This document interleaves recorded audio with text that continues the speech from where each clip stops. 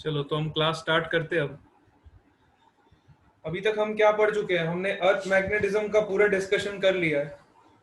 इसके अलावा अर्थ मैग्नेटिज्म के एक दो पॉइंट्स और आपको बता देता हूँ। वैसे तो वो बोर्ड लेवल पे पूछे नहीं गए हैं, लेकिन फिर भी आपको नॉलेज होनी चाहिए। नॉलेज के लिए बता देता हूँ। एक होती है ए क्लिनिक लाइंस। ए क्लिनिक लाइंस। पेन बहुत ज्यादा शार्प हो गया है, इतना ठीक है। और दूसरी टाइप्स की जो लाइंस होती है वो होती है आइसोक्लिनिक लाइंस। ठीक है, आइसोक्लिनिक लाइंस। ठीक है। अब ये दो लाइंस कई बार आपको पता होना चाहिए, नॉलेज के लिए बता रहा हूँ। बहुत रेयर केस में इसमें क्वेश्चंस आ सकते हैं, बाकी क्वेश्चंस आने की संभावना बहुत कम है। ठीक है, फिर भी आपको नॉलेज के लिए पता होना चाहिए, क्योंकि हमने अर्थ मैग्नेटिज्म को बहुत अच्छे से पढ़ा है और अर्थ मैग्नेटिज्म में आपको ये कंसेप्ट पता होना चाहिए। ठीक है, अर्थ मैग्नेटिज्म का ये वाला कंसेप्ट आपको पता होना चाहिए। Aniruddh has also join. ठीक है, अनिरुद्ध भी आ गया।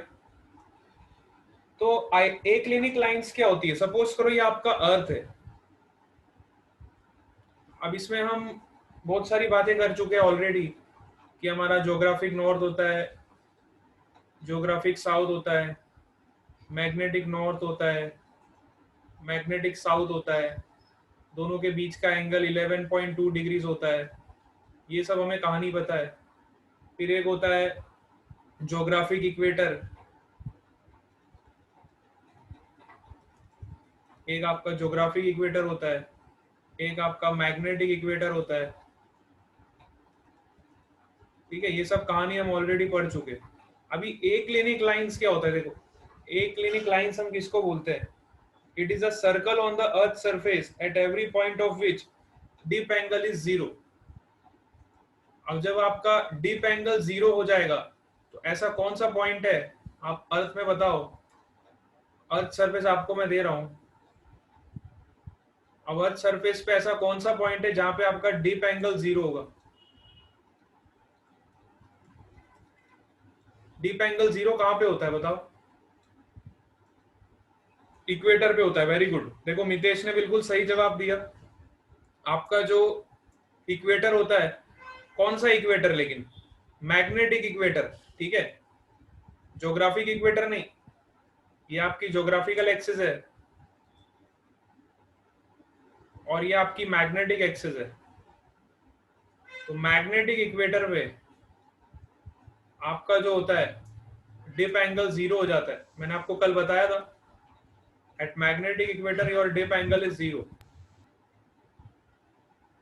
सो इस मैग्नेटिक इक्वेटर पे आपका डिप एंगल जीरो हो जाता है और इस मैग्नेटिक इक्वेटर से जो भी लाइंस पास होती है अर्थ सरफेस पे, मैग्नेटिक इक्वेटर पे जो भी लाइंस पास होती है अर्थ सरफेस पे, उन लाइंस को हम क्या बोलते हैं? उन लाइंस को हम बोलते हैं ए क्लिनिक लाइंस। उन लाइंस को हम बोलते हैं ए क्लिनिक लाइंस। ठीक है, इसके अलावा आपका होता है एक आइसोक्लिनिक लाइंस। अब आइसोक्लिनिक लाइंस क्या होता है? देखो, आइसोक्लिनिक, आइसो का मतलब होता है सेम। आपने 11th क्लास में एक प्रोसेस पढ़ा होगा, आइसोथर्मल। थर्मोडायनेमिक्स में हम एक प्रोसेस पढ़ते हैं आइसोथर्मल। आइसो का मतलब होता है सेम। आइसो का मतलब क्या होता है? सेम। ठीक है, आइसो का मतलब होता है सेम। अब यहाँ पे सेम क्या हो सकता है? टेम्परेचर तो हो नहीं सकता ना, हम थर्मोडायनेमिक्स तो पढ़ नहीं रहे। हम क्या पढ़ रहे हैं? अर्थ मैग्नेटिज्म पढ़ रहे हैं। अर्थ मैग्नेटिज्म में सेम क्या हो सकता है? Dip angle. तो ऐसी लाइंस जिसके लिए आपका डिप एंगल सेम होता है, उन लाइंस को हम बोलते हैं आइसोक्लिनिक लाइंस। उन लाइंस को हम क्या बोलते हैं? Isoclinic lines. जिस लाइंस पे आपका डिप एंगल सेम हो जाता है। ठीक है, इसके अलावा दो लाइंस और होती है, वो भी मैं आपको बता देता हूं। आपको नॉलेज के लिए पता रहना चाहिए, क्योंकि हमने अर्थ मैग्नेटिज्म को बहुत अच्छे से पढ़ा है। तो ये 2-5 मिनट के कंसेप्ट के लिए मैं आपको क्यों इसको स्किप करूं, तो मैंने सोचा आपको बता ही देता हूं। हालांकि आपकी एनसीईआरटी में दिया नहीं है, एनसीईआरटी में may be not given it is, but फिर भी मैंने कहा आपको बताना चाहिए, ऐसी इंटरेस्टिंग चीजें आपको पता होनी चाहिए। अच्छा, एक होती है एगोनिक लाइंस, इसके अलावा एक लाइंस होती है एगोनिक लाइंस। एगोनिक लाइंस, अब ये एगोनिक लाइंस क्या होती है, देखो सपोज करो ये आपका अर्थ है, ठीक है, और ये आपका ज्योग्राफिक नॉर्थ और ज्योग्राफिक साउथ, और ये आपका मैग्नेटिक नॉर्थ और मैग्नेटिक साउथ, दोनों के बीच का एंगल हमें पता है 11 डिग्रीज, ठीक है। तो ऐसा सर्कल जो ये दोनों पोल्स को कवर करे, जो मैग्नेटिक मैग्नेटिक साउथ से पास करे, ज्योग्राफिक नॉर्थ से पास करे, और यहाँ भी दोनों पोल्स को कवर करे, ऐसा सर्कल जो ऊपर के भी दोनों पोल्स और नीचे को भी दोनों पोल्स को कवर करे, इस सर्कल को हम बोलते हैं, ऐसी लाइन को बोलते हैं हम एगोनिक लाइंस, ठीक है। The lines which are covering both the poles, all the poles of magnetic as well as geographic, है ना। तो ये आपका ज्योग्राफिक नॉर्थ, ये geographic south, magnetic south, magnetic north, ऐसा एक सर्कल बनता है सरफेस के ऊपर। आप इसको स्फीयर इमेजिन करो, तो स्फीयर पे जब आप ऐसी लाइन ड्रॉ करोगे तो आपको एक सर्कल मिलेगा, ऐसा सर्कल जो चारों पोल्स को कवर कर रहा है, इस सर्कल को हम बोलते हैं, ये लाइन को हम बोलते हैं, जो सर्कुलर लाइन आपको दिख रही है यहाँ पे अर्थ सरफेस पे, इस लाइन को हम बोलते हैं एगोनिक लाइंस। इस लाइन को क्या बोलते हैं हम, एगोनिक लाइंस, ठीक है। सबको समझ आ गया? किरमी चौधरी हैज आल्सो ज्वाइंड। अच्छा, इसके अलावा क्या होता है, इसके अलावा एक लाइन और होती है, ये भी मैं आपको फटाफट बता देता हूँ। सपोज करो ये आपका अर्थ सरफेस है, और अब आपका कौन सा एंगल बचा, एंगल ऑफ डेक्लिनेशन, है ना। डिप एंगल के बारे में तो हमने बात कर ली, अब थोड़ी बात करते हैं डेक्लिनेशन के बारे में। तो डेक्लिनेशन एंगल हमको पता ही रहता है, declination angle is the angle between your geographic meridian and your magnetic meridian. Suppose करो ये ज्योग्राफिक मेरिडियन है, ये आपका मैग्नेटिक मेरिडियन है, इन दोनों प्लेन्स के बीच का जो एंगल होता है, इसको हम बोलते हैं एंगल ऑफ डेक्लिनेशन, ठीक है। तो एंगल ऑफ डेक्लिनेशन हमें पता है। तो ऐसी लाइंस जहां पे आपका डेक्लिनेशन एंगल सेम हो, अर्थ सरफेस पे ऐसी लाइंस जहां पे आपका डेल्टा सेम हो,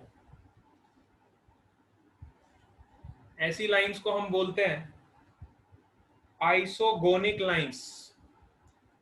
आइसोगोनिक लाइंस, ठीक है। तो यहाँ पे आपका अर्थ मैग्नेटिज्म पूरा कंप्लीट हो गया है। ये जो 2-3 पॉइंट्स रिमेनिंग थे, ये भी मैंने आपको बता दिए। अब हम बात करेंगे कुछ मैग्नेटाइजेशन से रिलेटेड, ठीक है। कुछ टर्म्स हम बात करेंगे, जैसे कि अब हम पढ़ेंगे मैग्नेटिक प्रॉपर्टीज। मैग्नेटिक प्रॉपर्टीज पढ़ेंगे, डिफरेंट डिफरेंट मटेरियल्स के बारे में बात करेंगे, जो आप केमिस्ट्री में ऑलरेडी पढ़ चुके हो। 3 टाइप्स के मटेरियल होते हैं, one is paramagnetic, diamagnetic and ferromagnetic, ठीक है। पैरा, डाया एंड फेरो। और मैग्नेटिक प्रॉपर्टीज के बारे में बात करेंगे, कौन कौन सी प्रॉपर्टीज है जो मैग्नेटिक फील्ड की इंटेंसिटी को बताती है, कौन कौन से मटेरियल्स का कैसा बिहेवियर होता है मैग्नेटिक फील्ड में।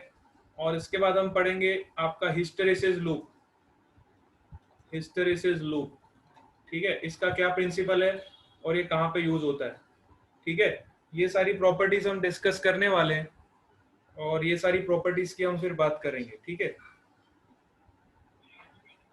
हाँ, एक मिनट वेट करो, हाँ।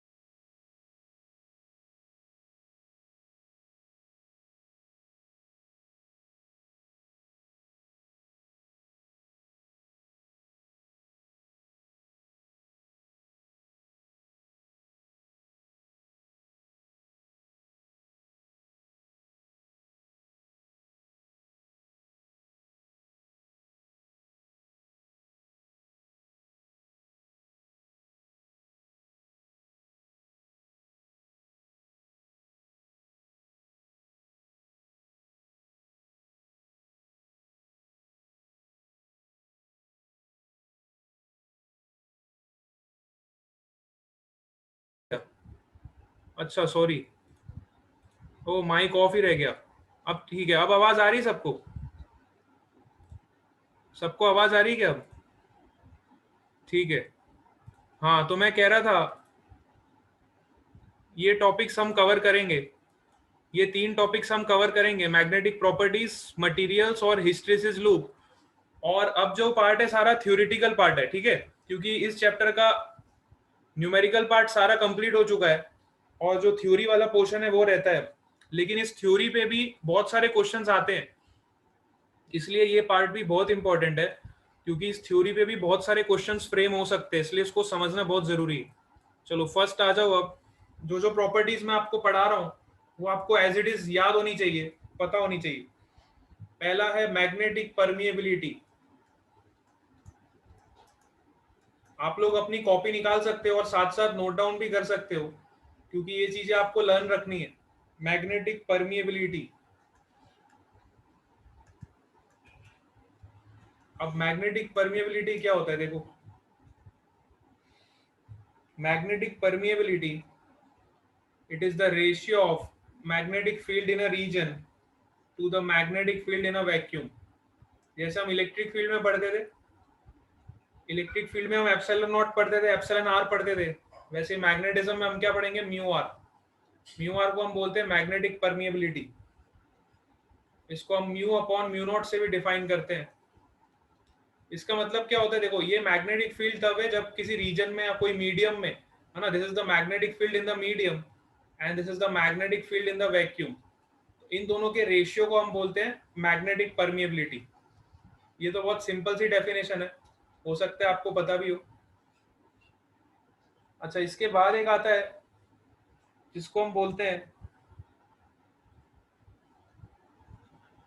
Magnetising force. ठीक है, second term is your magnetising force. Magnetising force, magnetising force को हम इससे डिनोट करते हैं एच वेक्टर्स। मैग्नेटाइजिंग फोर्स को हम एच वेक्टर से डिनोट करते हैं। अब इसको समझाने के लिए देखो, बुक में आप पढ़ोगे तो आप कंफ्यूज हो जाओ। इसको समझने के लिए सबसे सिंपल वे मैं आपको बताता हूँ, जिससे आपको बिना कंफ्यूजन के समझ आ जाएगा।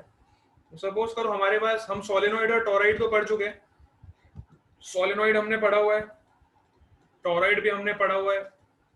और सोलेनोइड और टोरॉइड में जब हम मैग्नेटिक फील्ड निकालते थे तो हमें मैग्नेटिक फील्ड कितनी मिलती थी, म्यू टाइम्स एन इंटू आई, म्यू टाइम्स एन इंटू आई।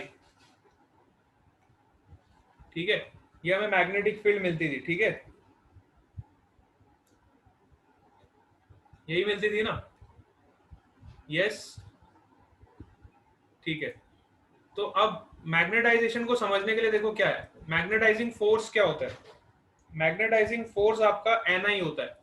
इस केस में जो आपका एन इंटू आई का प्रोडक्ट है, this product is known as your magnetising force. Magnetising force, magnetising force means कितने आपके number of turns per unit length है। This is your number of turns per unit length and this is your current. इन दोनों के product को हम बोलते हैं मैग्नेटाइजिंग फोर्स, और इसी को बोलते हैं हम एच। तो यहां से हमें एक चीज और पता चली कि मैं बी को क्या लिख सकता हूं, म्यू टाइम्स एच। ठीक है, B is equal to mu times H, where H is equal to N into I. अब एच की आपको यूनिट निकालनी है, तो यूनिट क्या होगी, इस मैग्नेटाइजिंग फोर्स की यूनिट क्या होती है बताओ। This is number of turns per unit length, है ना? तो ampere into turn per metre, ampere into turn per metre, this is the unit of this magnetizing force. ठीक है, अब ये सब थ्योरेटिकल डेफिनेशन से आपको पता होनी चाहिए। Jaiveer has also joined. ठीक है, जयवीर का भी फर्स्ट टाइम लगता है आज। ठीक है, अच्छा, मैग्नेटिक फील्ड अगर मुझे फ्री स्पेस में निकालनी है तो मैं उसको लिखूंगा म्यू नॉट टाइम्स एच। अगर मुझे किसी मीडियम में निकालनी है तो मैं उसको लिखूंगा म्यू टाइम्स एच। और जब आप दोनों का रेशियो ले लोगे तो आपको देखो वही मिल जाएगा, B upon B naught is equal to mu upon mu naught, which is equal to relative permeability. If you take the ratio of both the equations, you will get the relative permeability. ठीक है, तो ये तो आपका theoretical part हो गया। अच्छा, इसके बाद क्या था? इसके बाद एक डेफिनेशन आपको पता होना चाहिए, third definition, that is your intensity of magnetization. Intensity of magnetization, intensity of magnetization is denoted by symbol I. Intensity of magnetization is denoted by your symbol I. ठीक है, इसको हम I सिंबल से denote करते हैं, इसको हम I symbol से डिनोट करते हैं। ठीक है, अब इसका मतलब क्या होता है, पहले इसकी डेफिनेशन देखो, what is the meaning. So I is defined as magnetic moment per unit volume.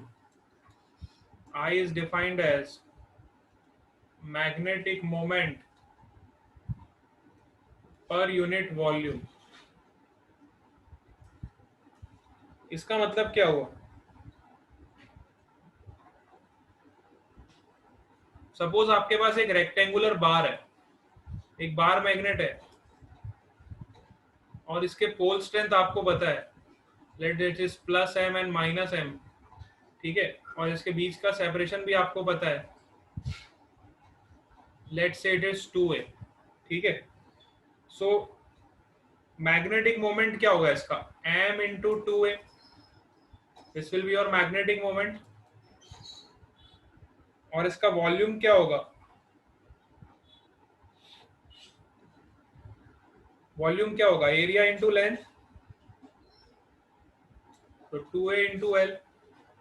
ठीक है, तो जब मैं मैग्नेटिक मोमेंट को वॉल्यूम से डिवाइड कर दूंगा तो मुझे क्या मिलेगी, उसकी इंटेंसिटी।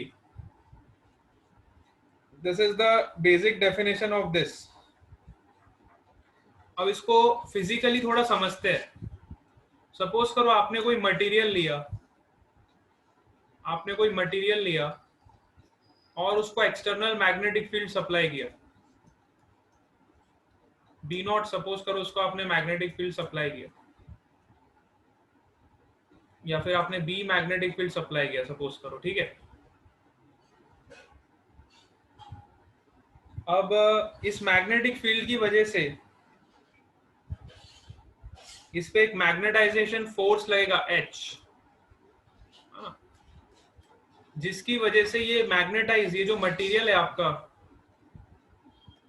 ये मैग्नेटाइज होने की कोशिश करेगा,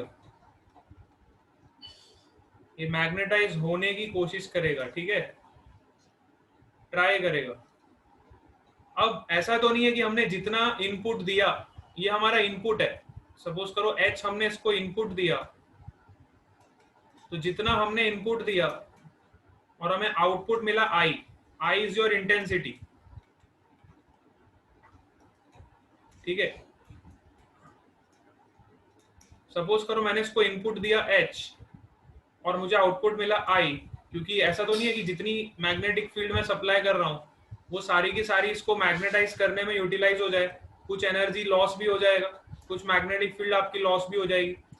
तो आउटपुट हमें I मिला, इनपुट हमने H दिया, तो इन दोनों के रेशियो को हम क्या बोलते हैं, देखो, this is your output, this is upon input, output upon input, इसको हम बोलते हैं एफिशिएंसी। जनरली आपने पढ़ा होगा, इसको हम एफिशिएंसी बोलते हैं, लेकिन मैग्नेटिज्म में हम इसको बोलते हैं मैग्नेटिक ससेप्टिबिलिटी। इसको हम क्या बोलते हैं, मैग्नेटिक ससेप्टिबिलिटी। जैसे पढ़ा रहा हूं वैसे याद रखना, ज्यादा थ्योरी पढ़ने जाओगे इसकी तो कंफ्यूज हो जाओगे, और उतनी थ्योरी काम की भी नहीं है। जितना पढ़ा रहा हूं बस उतना ही आपको एग्जाम में आएगा। ठीक है, एडिशनल पढ़ने की जरूरत नहीं इस पे, तो बहुत ध्यान से इसको याद रखोगे। और मैग्नेटिक ससेप्टिबिलिटी कई बार एग्जाम में पूछ लेता है, व्हाट इज मैग्नेटिक ससेप्टिबिलिटी, तो you can write it is the ratio of magnetic intensity to magnetizing force, ठीक है, और you can say it is the output upon input, output in terms of magnetic intensity and input in terms of magnetizing force, ठीक है। This is your magnetic susceptibility. अब suppose करो आपने एक material लिया, फिर से वही बात करते हैं, या आपने मटेरियल लिया जिसको आपको मैग्नेटाइज करना है, और इस मटेरियल को आपने वैक्यूम में मैग्नेटिक फील्ड प्रोवाइड करी। तो वैक्यूम में जब आप मैग्नेटिक फील्ड प्रोवाइड करोगे, उसको मैं डिनोट कर देता हूं B0 से, ठीक है। और इस मटेरियल में पूरी मैग्नेटिक फील्ड तो होगी नहीं, मटेरियल की मैग्नेटिक फील्ड को मैं Bm से डोनेट करता हूं, ठीक है। दिस इज योर मटेरियल, इसकी मैग्नेटिक फील्ड को मैं Bm से डोनेट करता हूं। तो सपोज करो आपकी नेट मैग्नेटिक फील्ड कितनी होगी इस पूरे रीजन में। अगर मैं कंप्लीट रीजन की बात करूं तो इस कंप्लीट रीजन में आपकी नेट मैग्नेटिक फील्ड कितनी होगी, एक तो वैक्यूम की मैग्नेटिक फील्ड और एक आपके मटेरियल की मैग्नेटिक, ठीक है, दोनों की मैग्नेटिक फील्ड का सम होगा। और अभी अभी हमने देखा कि B0 को मैं क्या लिख सकता हूं, μ0 टाइम्स H लिख सकता हूं ना, और मटेरियल की मैग्नेटिक फील्ड को मैं क्या लिख सकता हूं, μ0 टाइम्स I, क्योंकि इसमें हमें आउटपुट हमने H दिया, सॉरी इनपुट हमने H दिया, आउटपुट हमें क्या मिला, I मिला। इनपुट हमने H का दिया और आउटपुट हमें क्या मिला, I मिला। तो आपकी नेट मैग्नेटिक फील्ड कितनी हो गई, μ0 टाइम्स H प्लस I, ठीक है, μ0 टाइम्स H प्लस I।